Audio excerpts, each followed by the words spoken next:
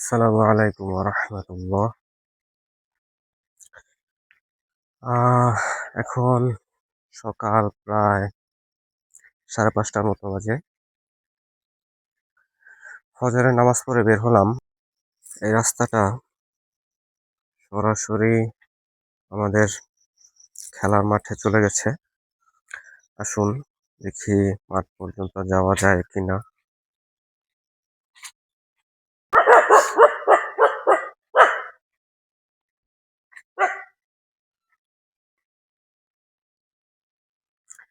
এটাই হচ্ছে আমাদের খেলার মাঠ। এখানে আমরা খেলাধুলা করে থাকি। আমাদের মাঠের পূর্ব পাশে একটি বিল রয়েছে। এখন সেখানে পানি থাকার কথা। চলুন হাঁটতে হাঁটতে আমরা ওদিকে যেতে যেতে কথাগুলো বলি।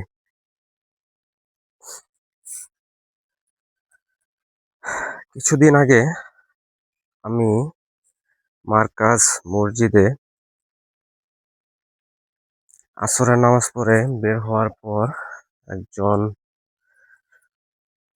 বয়স্ক মানুষের সাথে দেখা হলো। তো তাকে আমি কোনো কথা জিজ্ঞেস করিনি। তিনি আমাকে নিজ থেকে বলছিলেন,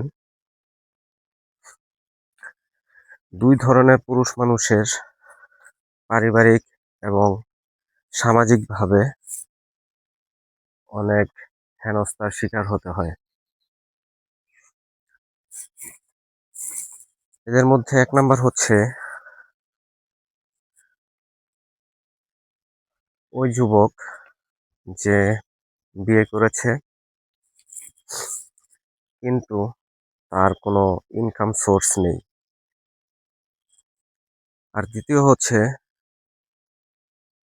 ওই বৃদ্ধ লোক যার যৌবনকালে অনেক সম্পদ ছিল, কিন্তু বৃদ্ধ হওয়ার পর তিনি তার সমস্ত ধন সম্পদ বুঝিয়ে দিলেন তার পরিবার পরিজনকে। এখন তিনি হয়ে গেলেন তার পরিবারের উপর এক বোঝা। তো আমাদের ভিডিওর বিষয়বস্তু আসলে আজকে এইটাই, যে আপনি যদি পুরুষ হন আর আপনার যদি কোনো ইনকাম সোর্স না থাকে, পরিবারের উপর ভর করে আপনার দৈনন্দিন জীবন পরিচালনা করতে হয়, তাহলে আপনাকে বিভিন্ন ধরনের কথা আপনার পরিবার এবং সমাজ থেকে শুনতে হবে।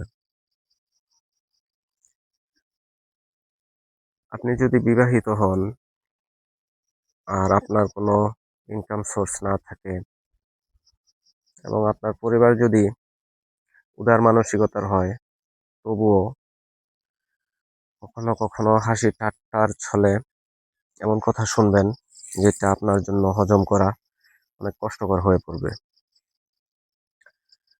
যেমন ধরুন, তারা বলবে, তুই তো এই বাসার মেহমান স্বরূপ, তুই আমাদের মাঝে আছিস, এটাই তো আমাদের অনেক বড় পাওয়া, তোর আর কি করতে হবে। তবে একটা জিনিস শিখেছি ওই বৃদ্ধ লোকের কাছ থেকে, যে আপনার বেঁচে থাকাকালীন বিষয় সম্পত্তি আপনি যদি আপনার পরিবার পরিজনকে দিয়ে দেন, তাহলে পরবর্তীতে তারা আপনাকে এই পরিমাণ অবহেলা করবে যে তা আপনার সহ্য হবে না।